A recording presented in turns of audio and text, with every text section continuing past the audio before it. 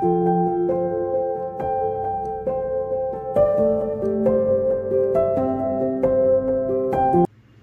मित्रांनो, श्वासाच्या मार्गात लसीविषयी आपल्या मनात बरेच गैरसमज असतात. याविषयीच आज आपण बोलणार आहोत. मी डॉक्टर गुणवंत महाजन गेल्या 13 वर्षापासून श्री गणेश हॉस्पिटल जळगाव येथे सर्दी, ॲलर्जी, दमा आणि फुफ्फुस विकार तज्ञ म्हणून प्रॅक्टिस करीत आहे. तर श्वासमार्गाच्या आजारामध्ये लस का घ्यावी? बघा, असं आहे की श्वासमार्गाच्या आजारात ज्या लोकांना सर्दी, खोकला, दमा, धाप लागणं असे त्रास असतात, अशा माणसाचे फुफ्फुस वीक असतात, कमजोर असतात.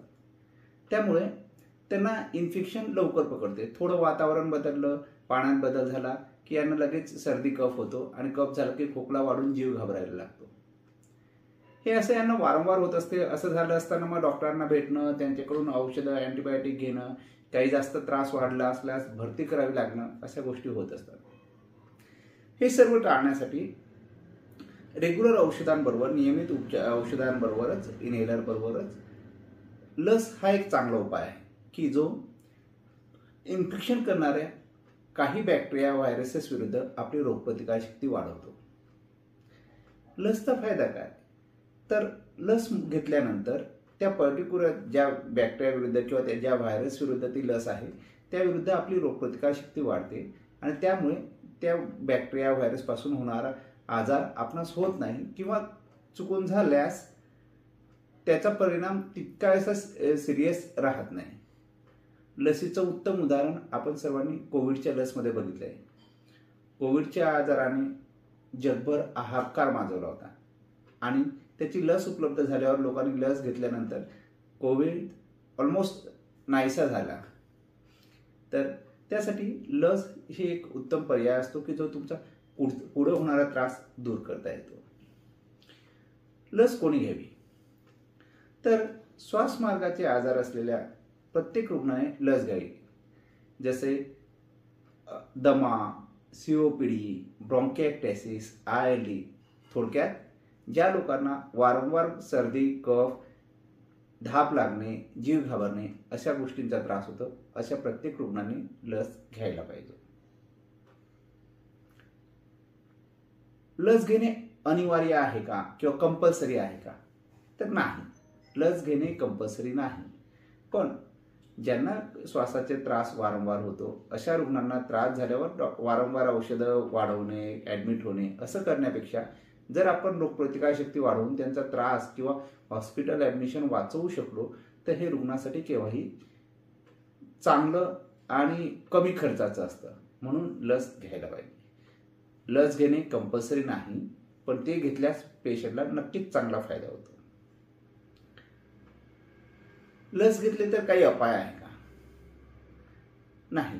या ज्या लस उपलब्ध आहेत त्या खूप चांगल्या प्रकारच्या आहेत आणि त्यांच्याने सामान्यपणे काही मेजर किंवा सिरियस असा साईड इफेक्ट होत नाही. लाखांमध्ये एखाद्या पेशंटला कोणत्याही औषधाची जशी रिॲक्शन येऊ शकते त्या पद्धतीने लसची सुद्धा रिॲक्शन येऊ शकते, पण हे प्रमाण अत्यंत कमी आणि लाखांमध्ये एखाद दुसरा आहे, म्हणजे नगण्य प्रमाणात आहे. हां, काही छोटेसे साईड इफेक्ट होणे, जसं ज्या ठिकाणी लस घेतो त्या हातावर, दंडावर थोडीशी सूज येणे किंवा काखेमध्ये काही दिवस गाठ वाटणे किंवा हलकासा ताप 1-2 दिवसासाठी येणे, अशा गोष्टी उद्भवू शकतात. पण ते किरकोळ साईड इफेक्ट आहे. सिंपल तापाचे औषध घेऊन किंवा दुखण्याचं औषध घेऊन ते आपल्याला टाळता येतात. 90% लोकांमध्ये कोणतेही साईड इफेक्ट दिसत नाहीत. बरं, मग लस घेतली म्हणजे झालं का? मला एकदा लस घेतली म्हणजे कफ होणारच नाही का? तर नाही. या गैरसमजपासून दूर राहा. लस ही त्या पर्टिक्युलर बॅक्टेरिया विरुद्ध किंवा व्हायरस विरुद्धच फक्त ॲक्टिव्ह असते. इन्फेक्शन करणारे बरेचसे बॅक्टेरिया, व्हायरसेस असतात. सामान्यपणे 8-10 प्रकारचे व्हायरसेस, बॅक्टेरिया कॉमनली इन्फेक्शन करत असतात. तुम्ही ज्या आजाराची लस घेतली आहे त्या बॅक्टेरिया, व्हायरस विरुद्ध ती लस इफेक्टिव्ह किंवा परिणामकारक असते. याचाच अर्थ त्या व्हायरस व्यतिरिक्त, त्या बॅक्टेरिया व्यतिरिक्त इतर बॅक्टेरियाचे, इतर जीवाणू त्याच्यावर तुम्हाला इन्फेक्शन करू शकतात.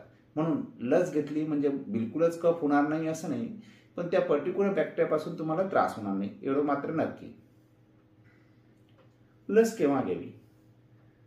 तो जब जागे तब सुबह हो गई.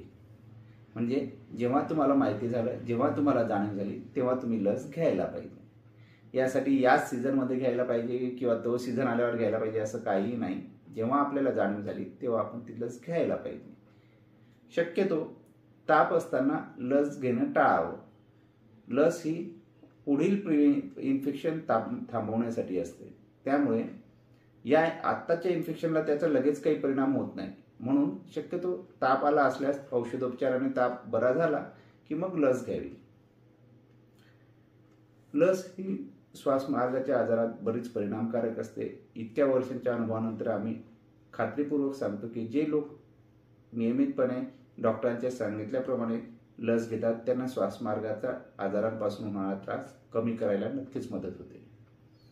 लस घेतली म्हणजे इतर पंप गोळ्या घ्यायची गरज नाही असं अजिबात नाही. पंप गोळ्या ह्या तुमचा रेग्युलर त्रास कंट्रोलमध्ये ठेवण्यासाठी आणि तुमच्या आजारातून तुम्हाला लक्षणांपासून मुक्तता देण्यासाठी मदत करतात. लस ही भविष्यात होणारे इन्फेक्शन टाळण्यासाठी मदत करते. त्यामुळे लस ही बाकीच्या ट्रीटमेंटला पूरक अशी आहे. ती त्याची अल्टरनेटिव्ह किंवा त्याला ऑप्शन म्हणून नाही.